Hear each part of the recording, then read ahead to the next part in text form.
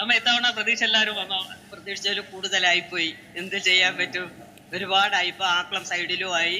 ഇവിടെ നിന്ന് അങ്ങ് അറ്റം വരെ അങ്ങോട്ട് പന്തലും ഇട്ട് കൊടുത്തില്ല. പാവമല്ലേ, നമ്മൾ ഇത്രയും പേരെ പ്രതീക്ഷിച്ചോളൂ. അപ്പൊ അതിലും കൂടുതലായി. ഇത് സന്തോഷമായ കാര്യമല്ലേ? കഴിഞ്ഞ പ്രാവശ്യം കണ്ടവരൊക്കെ ഇത്തവണ കാണാൻ കഴിഞ്ഞോ? കഴിഞ്ഞു.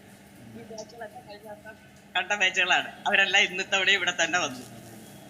സന്തോഷബോധത്തിൽ കാണാൻ സന്തോഷമുണ്ട്. സന്തോഷമേ ഉള്ളൂ. ഇത്തവണ അമ്മ എവിടെയാ പൊങ്കാലിടുന്നത്? എനിക്ക് ഇതുവരെ ഒരു അടുപ്പായില്ല. ഇനി എവിടെ ഇടന്ന് നോക്കണതേ ഉള്ളൂ. പൊങ്കാല മാത്രമാണോ ഇടുന്നത് ഇത്തവണ? പൊങ്കാലയിടും, മണ്ഡപത്തിലിടും, തിരളിയിടും, എല്ലാം. ഒരു വർഷങ്ങളായി അമ്മ പൊങ്കാല ഇടാറുണ്ട്. ഒരു അനുഭവം പറയാമോ, എങ്ങനെയാണ്?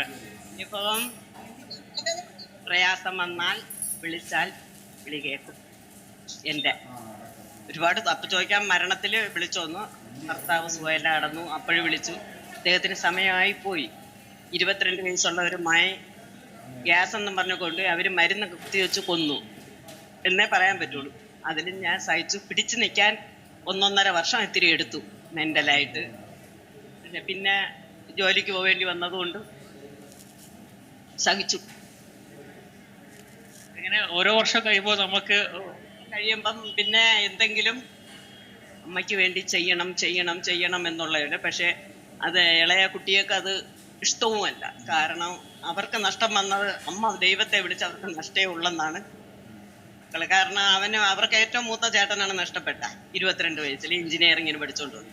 അപ്പൊ ആ ഉള്ള പ്രയാസത്തിന്റെ ഇടയിൽ ഇതെല്ലാം ഒളിച്ചു വെച്ച് എനിക്ക് ആ സമയമാകുമ്പോൾ സഹകരിച്ചേ പറ്റൂ.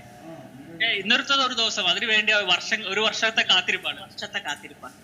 ഒരു വർഷം കൂടുമ്പോഴേ ഇവങ്ങളെയൊക്കെ കാണാനും പറ്റുള്ളൂ. സന്തോഷം അമ്മയുടെ മുഖത്തുണ്ട്.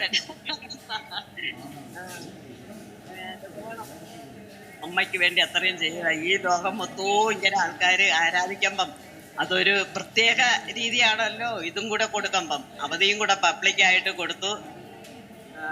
തിരുവനന്തപുരത്ത് ഉള്ള ഒരു ദേശീയ ഉത്സവമായിട്ടാണ് നമ്മളാറ്റുകാൽ പൊങ്കാല. ആദ്യകാലത്ത് എങ്ങനെയായിരുന്നു? വർഷങ്ങളായി അമ്മ പങ്കെടുക്കുന്നത്. ആദ്യം എവിടെയായിരുന്നു പങ്കെടുക്കുന്നത്? അമ്പലത്തിന്റെ ഇടയിൽ. അവിടെ കൂടാനുള്ള ആളെ ഉള്ളൂ. പിന്നെ നീണ്ടു വന്നപ്പം ഒരു മനസ്സിൽ അവിടെ വെച്ച് തന്നെ ഒരു ആഗ്രഹം തോന്നിയത് പറയാം. ഞാൻ എൻ്റെ സുഹൃത്തുക്കളെയൊക്കെ കൂടെ അടുത്ത വീടുകളിലാണ് ഇട്ടിട്ടുണ്ടിരുന്നത്. എൻ്റെ കൂടെ ജോലി ചെയ്യണ ഞാൻ കെൽട്രോണിൽ വർക്ക് ചെയ്ത വ്യക്തിയാണ്. അപ്പോൾ അവിടെ വന്നിടുമ്പം അവർ ഇങ്ങനെ എല്ലാവർക്കും സദ്യയൊക്കെ കൊടുത്തപ്പം മനസ്സിലൊന്ന് തോന്നി, ഇവിടെ എവിടെയെങ്കിലും എൻ്റെ കുട്ടികളെയും കെട്ടിക്കൊണ്ട് വന്നെങ്കിൽ 10 പേർക്ക് ഊണ് എനിക്കും കൊടുക്കാലോ എന്ന്. പക്ഷെ ആ ആഗ്രഹം സാധിച്ചു തന്നു. ഇപ്പം അത് ഞങ്ങൾ ആദ്യം 30 പേർക്ക് അവിടെ ഒരു ഹോട്ടലിൽ നിന്നാണ് വാങ്ങിച്ചു കൊടുത്ത് സഹകരിച്ചത്. ഇപ്പം ഞങ്ങൾക്ക് 100-300 പേർക്ക് കൊടുക്കാനുള്ള ഒരിത്. പിന്നെ അമ്മ വലുതായിട്ടൊന്നും ചെയ്തില്ലെങ്കിലും വിളക്ക് വയ്ക്കുമ്പം 10 രൂപ ഒരു ഉന്തിയിലിട്ട് വയ്ക്കും. അതുപോലെ എടുത്തങ്ങ് ഈ ചിലവാക്കണ കുട്ടിയൊക്കെ കൊടുക്കും. അത് എത്രയാണോ ഏതാണോ എന്ന് രസീത് എനിക്ക് തരരുത്, എത്രയെന്ന് എനിക്ക് അറിയുകയും വേണ്ട. പക്ഷേ ഈ പൈസ നിങ്ങൾ സ്വീകരിക്കണം, അങ്ങ് കൊടുക്കേക്കുക. അപ്പം അവർ തന്നെ രസീത് കണക്ക് കൊടുക്കണമല്ല, രസീത് എഴുതി വെച്ചേക്ക്. ഞാൻ രസീത് വാങ്ങിക്കൂല, കാരണം ഞാൻ അമ്മേരത് വാങ്ങിക്കാതെ നിൽക്കണം. അപ്പം ഞാൻ കൊടുക്കേണ്ട കാര്യമില്ല. ആ ഒരു പ്രവണതയുള്ളൂ. ഇത്തവണ ഒരു സ്ഥലം കണ്ടെത്തണമല്ലേ ഇനിയിപ്പോ തിരക്കൊക്കെ? ഒരു അടുപ്പ് ശരിയാക്കാനുള്ള പരിപാടിയാണ് എവിടെയെങ്കിലും. അപ്പൊ തിരക്കിൽ നടക്കട്ടെ.